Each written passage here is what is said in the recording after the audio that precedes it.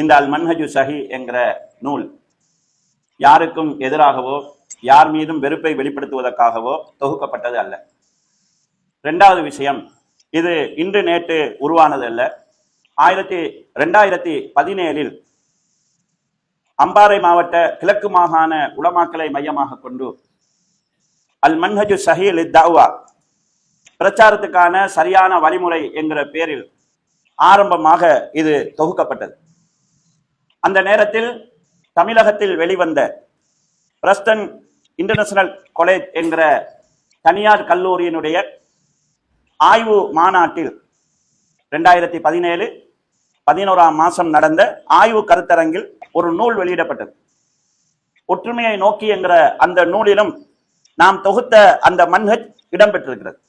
ஆக இந்த நாட்டில் மன்ஹஜ் என்கிற பேரில் நூல்கள் உருவாகுவதற்கு முன்னரே தொகுக்கப்பட்டு விட்டது.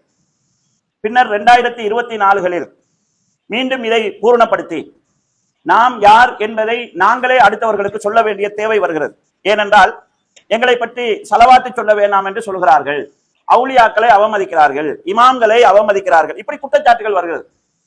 அப்ப இவங்களை பத்தி, அவுலியாக்களை பத்தி எங்களோட நிலைப்பாடு என்ன என்று அடுத்தவங்க சொல்றதை விட நாங்களே சொல்லணும். அதை நாங்க எழுத்துப்பூர்வமாக கொடுத்தா நீங்க ஏற்றுக்கொள்றதோ எதிர்ப்பதோ, உள்ளதை எதிர்க்கலாம். அப்ப நாங்களே எங்களை பற்றிய ஒரு அறிமுகத்தை கொடுக்க வேண்டிய தேவை ஏற்படுகிறது. இதே போன்று 2019 ஏற்பட்ட பிரச்சனை, எங்களுடைய குறிப்பாக தௌஹீத் சமூகத்துக்கு ஏற்பட்ட சிக்கல் எங்களை அடையாளப்படுத்துவதற்கு இயலாமல் போன சூழ்நிலை. எனவே அதுவும் எங்களை நாங்கள் அடையாளப்படுத்த வேண்டிய தேவையை உருவாக்கியது. இதே வேளையில் தௌஹீத் மக்களுக்கு மத்தியில பல குழுக்கள் இருக்கிறது. தௌஹீத் என்கிற பேர்ல பல சாரார் இருக்கிறாங்க. இதுல சிலர் ஆதாரபூர்வமான ஹதீஸ்களை மறுத்து கொண்டிருக்கிறாங்க. இது நிக்காது, கிழமைக்கு கிழமை ஹதீஸ்கள் மறுக்கப்படுகிறது. அரபுலகில் இந்த ஹதீஸை மறுக்கிறவங்க மறுத்த பல ஹதீஸ்கள் இன்னும் ஸ்ரீலங்காக்கு வரல. மர்மை சம்பந்தமா வந்தக்கூடிய எல்லா முன்னறிப்புகளையும் மறுக்கிறாங்க. மர்மை திடீரென வரும் குர்ஆன் வசனத்தை வச்சு மர்மையுடைய முன்னறிப்பு எல்லாத்தையும் மறுக்கக்கூடிய குழுக்கள் உருவாயிட்டாங்க. மர்மை நாளை பத்தி அல்லாஹ் குர்ஆனில் சொல்லுகிற போது இன்றைய நாள் உங்களுக்கு கூலி கொடுக்கப்படும் நாள் என்று வந்திருக்கக்கூடிய குர்ஆன் வசனத்தை வச்சு மர்மைக்கு பிறகுதான் கூலி கொடுக்கப்படும், எனவே கபருல வேதனை இல்லை என்று கபர் வேதனை சம்பந்தமா வரக்கூடிய ஹதீஸ் எல்லாம் மருத்துவம் இருக்கிறாங்க. இப்படி ஆளாளுக்கு நிறைய மறுத்துட்டு இருக்கிறாங்க, ஸ்ரீலங்காக்கு வராத ஹதீஸ்கள் வரைக்கும். எனவே இது குறித்த எங்களுடைய வரையறை என்ன, இந்த விஷயத்தை தெளிவுபடுத்த வேண்டியிருக்கிறது. சஹாபாக்களுடைய சம்பவங்களை பிழையாக புரிந்து கொண்டு அல்லது பிழையான சம்பவங்களை வைத்துக் கொண்டு சஹாபாக்களை விமர்சனம் செய்யக்கூடிய இளைஞர்கள் உருவாகி வருகிறாங்க. அப்ப இது தொடர்பில் எங்களுடைய நிலைப்பாடு என்ன, தௌஹீத் என்கிற பேர்ல இருக்கக்கூடிய மற்றவங்களுக்கும் எங்களுக்கும் இருக்கக்கூடிய டிஃபரண்ட் என்ன, இவற்றை தெளிவுபடுத்த வேண்டிய தேவை வருகிறது. எனவே இந்த விஷயங்கள், இதை தெளிவுபடுத்த வேண்டிய தேவை.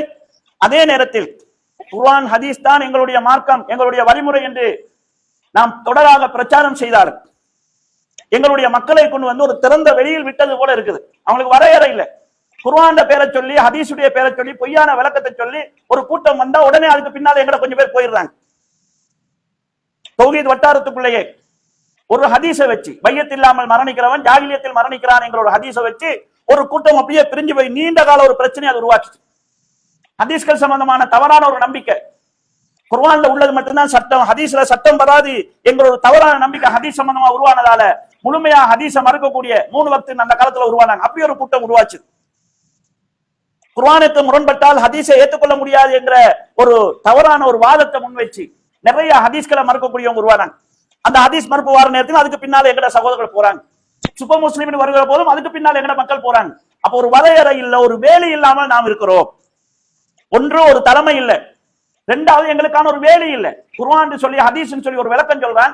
இந்த விளக்கம் சஹாபாக்கள் காலத்துல இருந்துச்சா, தாபியங்கள் காலத்துல இருந்துச்சா, தப தாபியங்கள் காலத்துல இருந்துச்சா, அவங்க காலத்துல இல்லாத ஒன்று புதுசா இஸ்லாம வரையறாரு. அப்ப இந்த அடிப்படை இல்லாத காரணத்தினால அவன் மூளைக்கு பட்டுட்டா உடனே இவன் சொல்றதை ஏத்துக்க. இப்ப சோசியல் மீடியா காலம், பேசுறவன் தகுதி என்னன்னு தெரியா, உண்மையில முஸ்லிமா காபிரான்னு கூட தெரியாது. அரபுல பேசுற எல்லாரும் முஸ்லீம் நம்பிட்டு இருக்கோம் இயலாது. உங்களுக்கு இந்த ஈரான் பிரச்சனை வந்தது பிறகுதான் தெரிய வருது, ஈரான்ல பள்ளியில இமாமா பல வருஷங்கள் யூதன் இருந்திருக்கிறான், யூத உளவாளி. அவனுக்கு பின்னால கிட்டத்தட்ட 20-30 வருஷம் முஸ்லிம்கள் தொழுதிருக்கிறாங்க, ஆனா அவன் யூதனா இருந்திருக்கிறான். அப்ப இந்த ஆடைகளை வச்சு, தாடியை வச்சு, இந்த தோற்றங்களை வச்சு யார் எவன்னு தெரியாம சோசியல் மீடியால ஹதீஸ் சொல்லணும் நம்பி பின்னால ஒரு சூழல் உருவாகி இருக்குது. அப்போ ஒரு வரையறை தேவை. குர்ஆன் ஹதீஸை நாம் எப்படி புரிஞ்சு கொள்றது, அதுக்கான வரைமுறை என்ன, இதன் வரையறையை கொடுக்க வேண்டிய தேவை வருகிறது.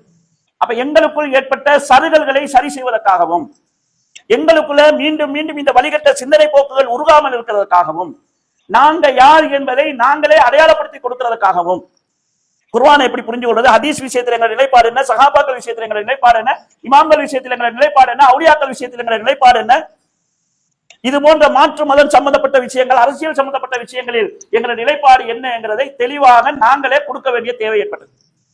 அதுக்காகத்தான் இந்த மன்ஹஜ் உருவாக்கப்பட்டு 1.5 வருடத்துக்கு மேலாக மாவட்டங்களாக இது சம்பந்தமாக விளக்கம் சொல்லப்பட்டு பல உலமாக்களுக்கு முன்னிலை வச்சு அவங்களுடைய அங்கீகாரம் பெற்று இதை நாளை வெளியிட தீர்மானித்து அதற்குரிய ஏற்பாடுகள்லாம் நடந்திருக்கு. இது யாரையும் பகைத்துக் கொள்வதற்காக, குறை சொல்வதற்கானது கிடையாது. அல் மன்ஹஜு ஸஹீ என்ற பேரு சிலருக்கு பிரச்சனையை உண்டாக்கு. அல் மன்ஹஜு ஸஹீனா சரியான பாதைங்கிறது. அப்ப இது சரியான பாதைன்னா நாங்கெல்லாம் பிழையான பாதையான்னு கேட்கிறாங்க. உலகத்துல இப்படி இருந்தா யாரும் எந்த பேரும் வைக்கலாது. சாதாரணமா நான் ஒரு வியாபாரம் செய்யறேன்டா, தரமான பொருட்களை வாங்குவதற்கு என்னை நாடுங்கன்னு நான் சொல்லுவேன். இதனுடைய அர்த்தம் மத்த எல்லாரும் கெட்ட பொருளை விற்கிறாங்க என்பது இல்ல. அப்படி எடுத்துக்கொண்ட பிரச்சனை. ஏன சாமான நான் நல்ல சாமான சொல்லணும். நான் உங்களோட சாமான பிழை என்று சொல்லாத வர, குறை என்று சொல்லாத வர அதை நீங்க குற்றம் பிடிக்க முடியாது.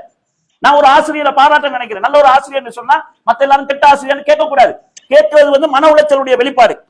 நாங்க அப்படி சொல்லாத வரையில அத எதிர்மறை கருத்து எல்லா இடத்துலயும் எடுக்கிறது இல்லை. அப்ப இந்த பேரை வச்சு ஒரு பிரச்சனை சோசியல் மீடியாவுல மக்களுக்கு பல நன்மைகளை மட்டுமே செஞ்சுட்டு இருக்கக்கூடிய சில சகோதரர்கள் செஞ்சுட்டு இருக்கிறாங்க. அது மக்களுக்கு ஒரு சந்தேகத்தை உண்டு பண்ணிருக்குது. எனவே கண்ணியத்துக்குரிய சகோதரர்களே, இது எங்களை பத்தி நாங்க சொல்றதுக்காக நாங்க அதுல தௌஹீத் என்ற வார்த்தையை யூஸ் பண்ணல. தௌஹீத் வாதிகளுக்கு ஏன்னு சொன்னா, நாங்க தௌஹீத் என்ற வார்த்தையை சொன்னா தௌஹீத் ஜமாத் என்கிற பேர்ல பதிவு செய்யப்பட்ட பல அமைப்புகள் இந்த நாட்டில் இருக்குது. அவங்க சொல்லுவாங்க எங்களுக்கு இது இல்லைன்னு சொல்லி, நீங்க எங்கிட்ட கேட்கவும் இல்லைன்னு சொல்லுவாங்க. ஏன்னா பதிவு அவங்களோட கையில இருக்குது. அவங்க தௌஹீத் ஜமாத் என்கிற பேரை ரெஜிஸ்டர் பண்ண கழிக்கிறாங்க. எனவே நாங்க இது தௌஹீத் ஜமாத்துக்குரிய மன்ஹஜ் இது காட்டல, நாங்க பொதுவா போட்டிருக்கோம். அது குர்ஆன் ஹதீஸ் என்கிற அடிப்படையில் இருக்கக்கூடிய சகோதரர்களுக்கான வழிகாட்டலுக்காகத்தான் அது தகுக்கப்பட்டது. எனவே கண்ணியத்துக்குரிய சகோதரர்களே, இது சம்பந்தமான தேவையற்ற சர்ச்சைகளை தவிர்த்துட்டு அது வெளிவந்ததுக்கு பிறகு பாருங்க, ஒரு விஷயம் வர்றதுக்கு முன்னால எப்படி இருக்கு, வந்து பார்த்து பிழை இருந்தா எதிர்க்கிறதுங்கிறது அவங்களோட உரிமை. அது எங்களுக்கு நலவாம அமையும். பிழை இருந்தா நாங்க திருத்திக் கொள்ள தானே, என்ற விஷயம் தானே, எங்களுக்கு தானே நன்மை. ஆனா என்னென்ன தெரியாம எதிர்க்கிறதுங்கிறது ஒரு பிழையான போக்கு. இந்த அடிப்படைகளை சகோதரர்கள் புரிந்து கொள்ள வேண்டும். இன்ஷா அல்லாஹ் இந்த மன்ஹஜ் எங்களை ஒரே வாகனத்தில் பயணிக்க செய்தா இல்லையான்னு தெரியாது. இன்ஷா அல்லாஹ் ஒரே ரோட்லவாவது நாங்க போகணும், எங்களோட போற பாதையாவது உண்டாரிக்கணும். பஸ்ல வரவங்க பஸ்ல வாங்க, கார்ல வரவங்க கார்ல வாங்க, ட்ரெயின்ல வரவங்க ட்ரெயின்ல வாங்க, ஒரு ரோட்ல போவோம். ஒரு